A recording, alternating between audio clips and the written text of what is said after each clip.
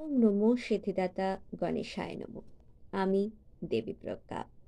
আজকে আমি কিছু সাইকোলজিক্যাল মোটিভেশনাল টিপসের কথা শেয়ার করব। নিজের মধ্যে কিভাবে ভয়হীনতা আনবে।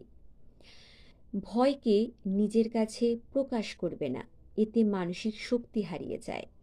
তোমার কণ্ঠের মধ্যে দৃঢ়তা আনবে, এতে আত্মবিশ্বাস বাড়ে।